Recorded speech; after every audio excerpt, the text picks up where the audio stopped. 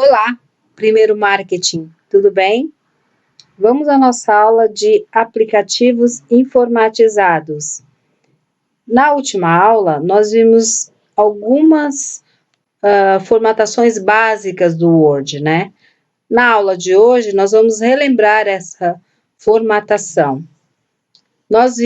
Trabalhamos aqui com a parte de fonte, onde eu consigo definir alguns elementos relacionados à fonte que eu estou utilizando no meu trabalho. Então, eu tenho negrito, itálico, sublinhado, por exemplo, que são elementos que eu uso na fonte do meu trabalho. E também a guia parágrafo, com outros elementos como marcadores, numeração, recuo, alinhamento, que também são bastante importantes na formatação de trabalho. Vamos usar como exemplo um texto aqui, ou inclusive um texto que compôs um dos exercícios que foi passado para vocês. Esse texto, ele tem aqui um título, por exemplo.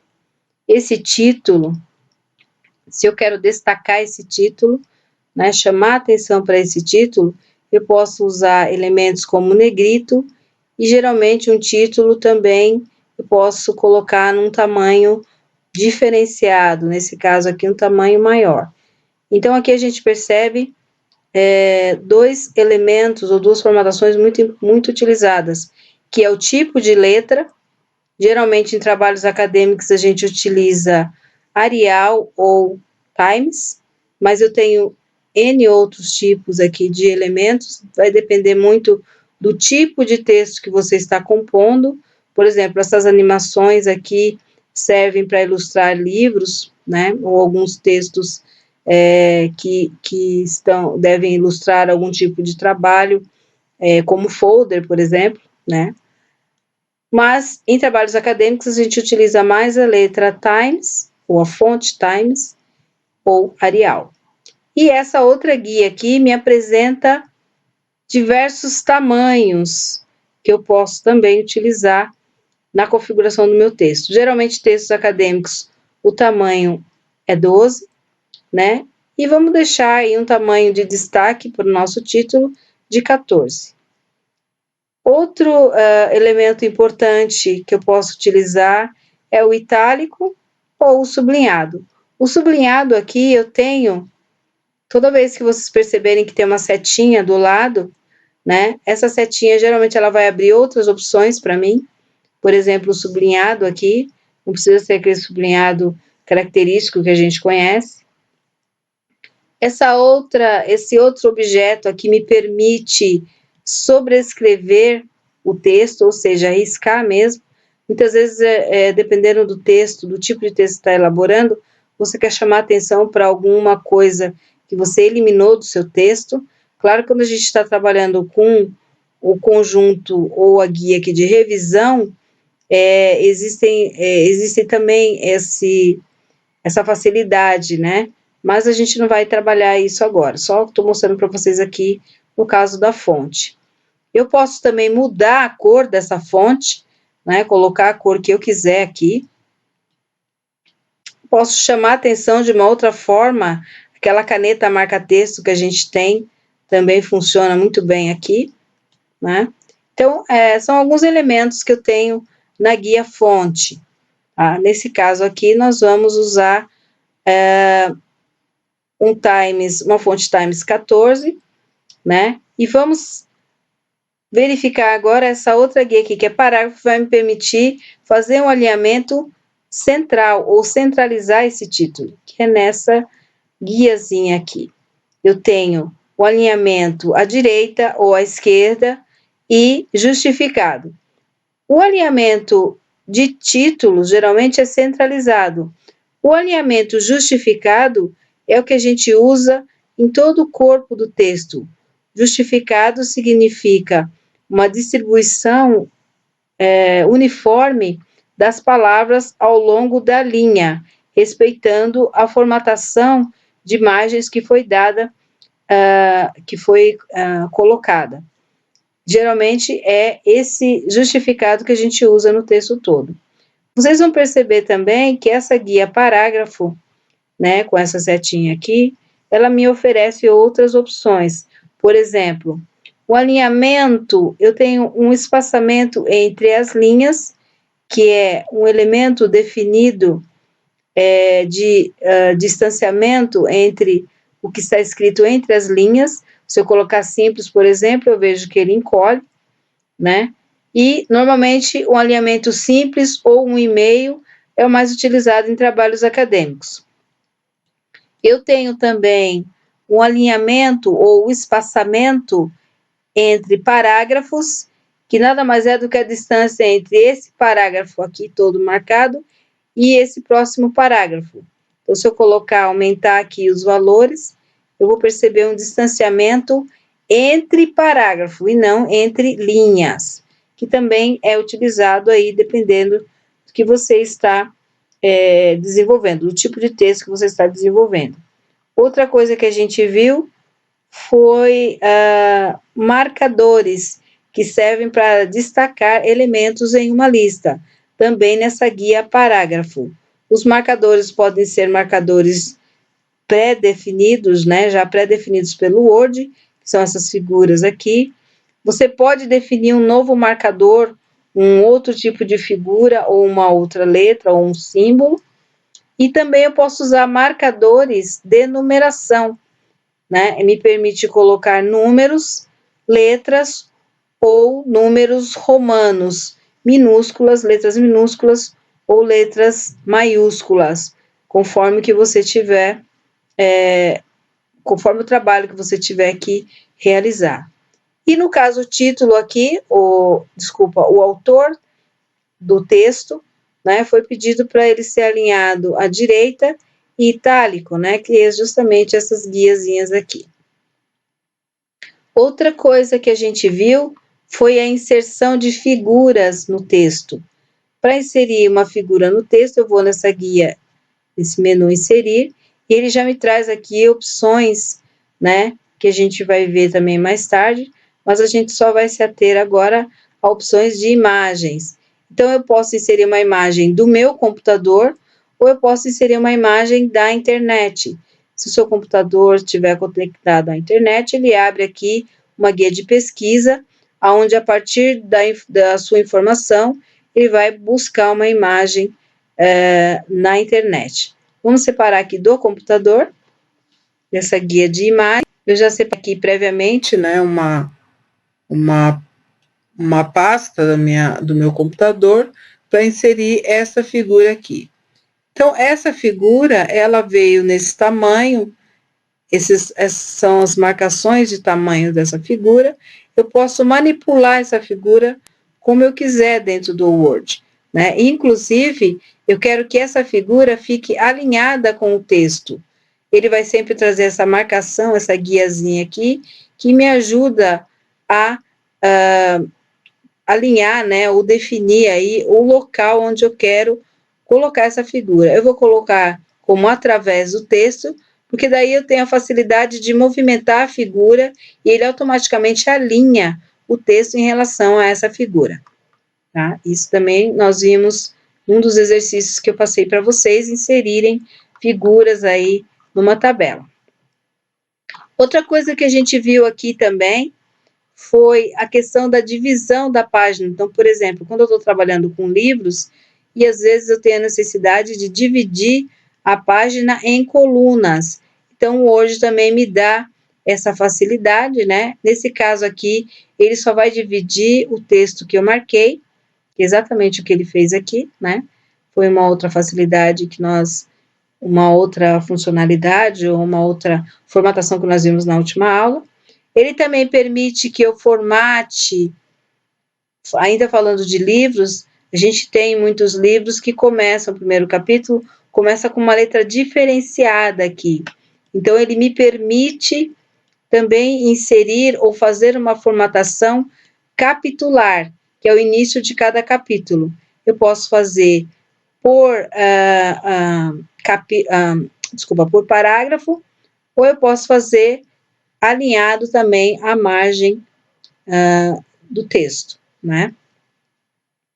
Outra coisa que a gente viu foi a criação e organização de tabelas. Então, para criar uma tabela, na guia inserir, né, que já está aqui, é só selecionar a parte de tabelas e verificar quantas linhas ou quantas colunas eu quero inserir dessa tabela. Olhando aqui, com base nesse exemplo aqui dessa tabela, né, a primeira linha aqui, a gente vê que não tem divisão de colunas, isso quer dizer que é uma linha mesclada, então como que eu faço para mesclar essa linha? Simplesmente seleciono, né, eu posso olhar ou ir no designer das tabelas, que eu vou conseguir fazer a mesclagem da tabela de células por aqui, que é essa opção aqui, ou eu posso também usar o botão direito. Cliquei no botão direito, ele também me traz alguns elementos relacionados à tabela. O mesclar células vai fazer o quê? Vai juntar todas as colunas em uma única linha, que é exatamente como eu preciso fazer aqui.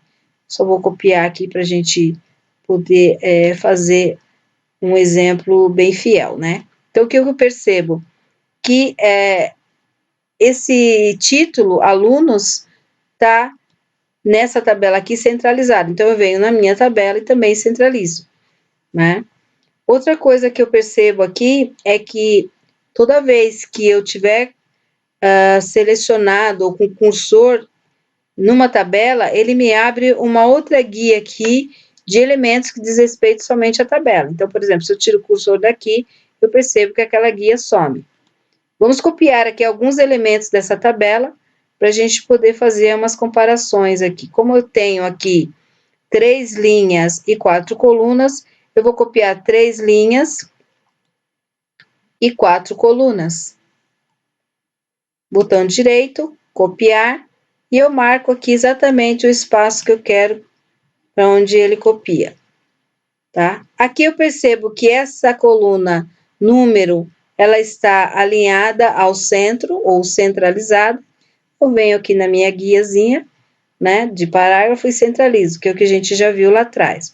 Posso arrumar também as colunas, né, os limites das colunas dessa minha tabela, né? Eu percebo aqui que, como eu tenho só pontuação, nessas colunas de notas, posso reorganizar simplesmente segurando com o mouse e arrastando. Percebo também que essas colunas das notas também está alinhada ao centro, né, ou centralizada, então aqui eu vou fazer aqui, e também percebo, a única que está alinhada à esquerda é a guia nome. Verifico também que todo o título da tabela, todo o cabeçalho da tabela está em negrito, então é só marcar o que eu quero que fique em negrito aqui. E outra coisa que eu percebo também é que essa tabela, ela tem as bordas mais grossas, diferente da minha aqui, né? Então, é só eu marcar e entrar aqui na guia designer, né? Como é que eu quero essa tabela? Lembrando que eu tenho vários designers prontos aqui. Pôr essa tabela um pouquinho mais para cá, só para vocês perceberem as mudanças. Eu tenho vários designers prontos que eu posso utilizar. Então, por exemplo, vamos pegar esse designer aqui. Ele muda automaticamente a tabela, né? Mas não é isso que eu quero fazer. Percebam que ele também inverte aqui ou altera as cores, né? Porque você pegou um designer já pronto dessa tabela, né? Então, pode ver aqui que ele vai mudando conforme que você vai selecionando.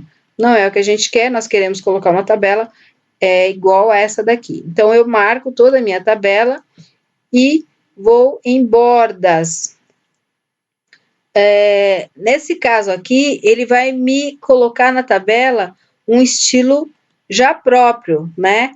E aí eu consigo saber onde eu quero que entre esse estilo próprio. Mas ainda não é o que eu quero. O que eu quero é colocar as bordas grossas em toda a tabela.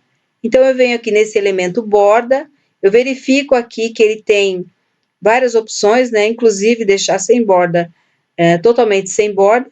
Dependendo do que você está fazendo, às vezes é muito útil também, você não quer que apareça a borda no seu trabalho, então você seleciona essa opção, mas o que a gente quer é replicar a borda que foi colocada na tabela abaixo. Então, eu vou nessa guia bordas e sombreamento. Aqui eu já tenho um estilo que é de linha contínua, que já é previamente selecionado, e eu só mudo, então, a densidade, né, ou a largura dessas linhas, né? Nesse caso aqui eu vou escolher essa. Quando eu der um OK, ele muda na tabela inteira.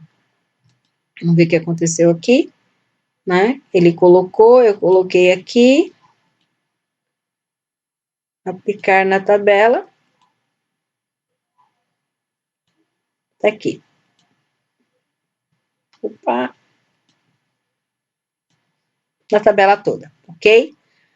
Bom, claro que existem várias formatações, né, que a gente pode fazer com tabela, como eu mostrei para vocês, então tudo depende do que vocês tiverem criando aí, né, na cabeça de vocês.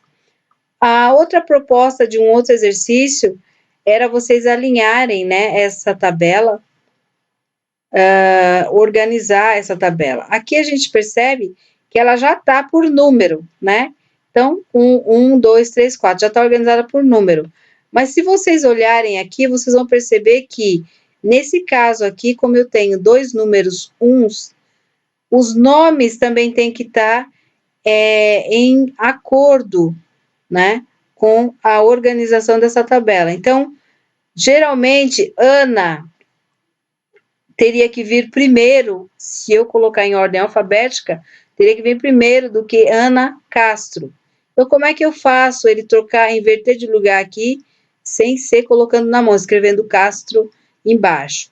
Eu simplesmente seleciono os elementos da tabela e eu tenho que fazer isso para ele poder trocar todos os elementos, né, com base no que eu vou definir. Seleciono a guia classificar e digo para ele que eu quero classificar pela coluna 1, que continua sendo o nome, mas eu também quero classificar a coluna 2, que é a coluna de nome. Então, o que ele vai fazer? Ele vai primeiro classificar todos os elementos dessa coluna e dentro de cada classificação, né, no caso aqui, por exemplo, quando eu tenho dois números uns, ele vai classificar também em ordem alfabética, o que significa dizer que Ana vai passar para cima e Ana Castro vai passar para baixo. Vamos ver? Perfeito, né? Então, imagina que se vocês tiverem que fazer uma classificação de uma tabela pequena, até tudo bem a gente mudar os nomes, né? Ou então já ir digitando certinho. Mas imagina que você está digitando esses valores já de um lugar que não está organizado. Ou ainda resgatou essas informações de algum outro TXT e jogou numa tabela. E agora precisa organizar. Então, nesse caso, esse recurso aqui é muito útil para a gente poder agilizar o trabalho, certo? Bom, pessoal, foram essas formatações básicas que nós vimos na última aula.